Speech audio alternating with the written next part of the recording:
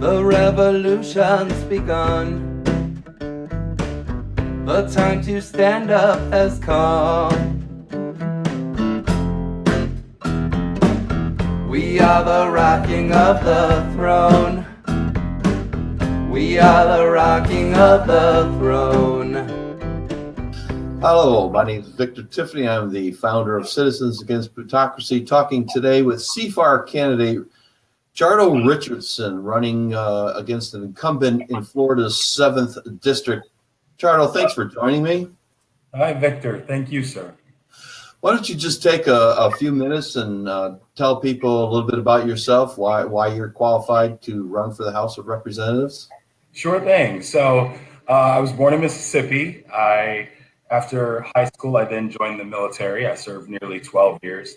I think it was like 11 years and 10 months as a aircrew member, where I was on the KC-10 aircraft. I served in Iraq and Afghanistan, 4 tours in total. Got to travel to a bunch of different countries. And then after my service, I decided to serve in a different way. So I attended law school, finished law school, and went straight into this almost my own personal advocacy to try to end mass incarceration. And I realized that one man can't do that alone.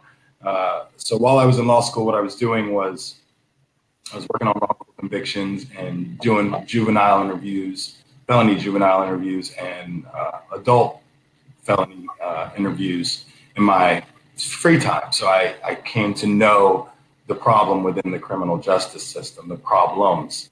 And then after law school, I continued that. I just did it on my own. And I reached out to the ACLU of Central Florida, where they made me their president soon after. And I was over 4 counties, Orange, Lake, Osceola, and Seminole County. Did a lot of good work there, a lot of work within the civil rights and civil liberties world. And then currently, I work as a union director for the teachers, the public school employees, including teachers, for Seminole County. So you're the second union person who signed the contract, as far as I'm aware of. Why, Chardo, did you sign that contract? Well, it's everything I stand for. It was an easy decision. It didn't take much thought. I read through it and I was like, yeah, I stand for all of this. So it was easy to sign. And like that there's a contract. It shows your commitment to something. Indeed. That's what we're going to be stressing in the coming months. There's some big ticket items on that contract, rebuilding the infrastructure, education for people for college, and Medicare for all. These are very expensive items. You're really just a tax and spend liberal, aren't you? Say that again, sir? I said these are very expensive items on the Contract for American Renewal. You're a tax and spend liberal, aren't you? Tax and spend liberal. I don't know what that means. I'm not a big political mumbo jumbo person, or well, forgive me, not mumbo jumbo, but I don't try to deal in the realm of lingo like that with politics. But I will say this: we aren't broke. We have the money to do all these things, and they serve us. They serve the greater good in the long term. So it may cost us, yes, money to rebuild infrastructure. I think it was 4 billion, I think it was, to bring our crumbling infrastructure up to par by the recent report. And it could be 40 or 4, I'm not sure. But that money's there and it needs to be there. It will create jobs for us, and it will improve the lives of Americans, just like Medicare for all. We've got work to do and we can't do it if we're sick. So if everyone's sick and we can't get health care, then what's the point? So by taking money and spending it on things that the Americans need, instead of giving corporate handouts and corporate welfare, well, then we improve America. And we get to a point where every American can be prosperous, but they have to have the necessary, if you will, resources to do that. And we don't have that now. You mentioned Medicare for All, which of course is one of the CFAR policy positions. What other policy positions are you going to be stressing, whether you're giving a speech on the stump, or you're in a debate, or maybe in an interview where you have an opportunity to address an issue? Are there any other CFAR policy positions that you want to stress more than others? Yeah. Well, all of them are important to me. And I talk a lot about Medicare for all, but all of them are important to me.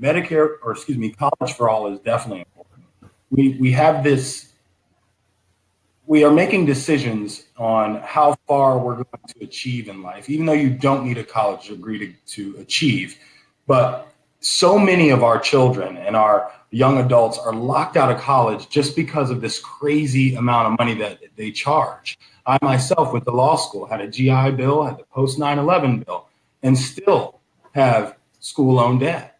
That's insane that even your veterans who have the GI Bill still have to take out debt to go to school. But yes, so college for all would be one, and campaign finance reform is extremely important to me as well. A lot of our problems are campaign finance reform. It's true, and you're speaking about it actually the right way. When we went to the Unrigged Summit down in New Orleans, I went to one of the workshops, and this is from the woman who's the director of End Citizens United. She suggested candidates don't mention that phrase unless you're talking to activists who understand what Citizens United was about. Talk about campaign finance reform. Talk about too much money in politics. You did it the right way. So without any tutoring from us or what we learned down there, congrats on that. So how do you think you're going to deploy this contract? The author of the contract, John Rachel, refers to it as a weapon that candidates can use in their campaign. How do you plan on weaponizing your candidacy with the Contract for American Renewal? So I actually have a campaign leadership meeting tonight, right after this interview. So we're gonna come up with a strategy for that as well. One of the ways that I want to do it is I'm sending out some thank yous to folks in my district that signed the petition to get me on the ballot. And it's going to take some effort, but we're going to send a message to them. And I'd like to include that contract in there. So we're definitely looking through that. We're going to plan that tonight and figure that out. But I think it's a good way to put that in front of them and let them see exactly what I've signed on to. We were also putting them at doors. We haven't done that yet, but that was a plan. So our campaign leadership meeting, we'll iron that out as well. So let me just make sure I understand. You're thinking about putting the actual contract, some print out of the contracts on people's doors?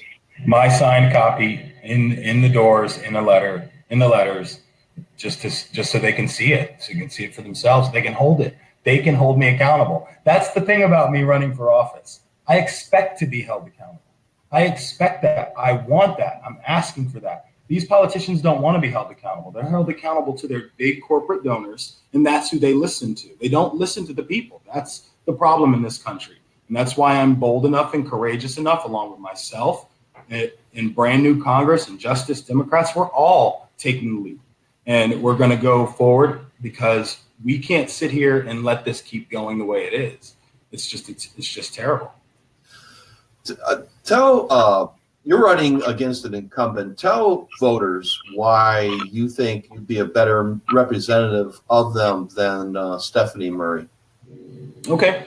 Stephanie Murphy, I'm a better rep of her because I take a stand, actually. She claims to be a centrist, but I take a stand and I know how to represent people. I've represented people my whole entire life. I still represent people to this day. I listen to people. I know how to take their issues and take them forward. And that's what I do, whether it's at a collective bargaining table or it's with an administrator at the public schools or whether it's with a legislator. I know how to take the people's voice and move it forward. Representative Murphy does not know how to do that. She's moving her own voice forward. A lot of the bills she's proposing have nothing to do with this district. A lot of the bills that she's co-sponsoring are not good for Americans, or shouldn't say not good for Americans, but they don't do enough. So let me pull out my list of bills that she's not sponsoring that would help us all. For one, Medicare for all. She's not on that. For two, free college tuition. Women's rights, the HR 771. The voting rights, HR 2840. the Environmental Justice Bill, H.R. 3671, criminal justice and immigration rights, taxing Wall Street. And that's just the start of it. She's not co-sponsoring those, and she claims to be a Democrat. That's terrible, in my opinion. Well, she's a centrist, which in our view kind of makes her a bit of a Republican. Yes, you're right. And Chardo, bad for both sides, too. Yeah, that's right. Thanks for joining me today. We appreciate this. We'll get this up on our YouTube channel sometime later today, and good luck with your meeting. Thank you, brother. Good luck with your primary as well. Yeah, thank you. Thank you. Revolt Against Plutocracy won't just be covering the news about the necessary revolution in the United States. Sometimes we'll be making the news. If you want to stay on top of the revolutionary actions and strategies of grassroots, genuine progressives, and our allies, please subscribe to our YouTube channel today.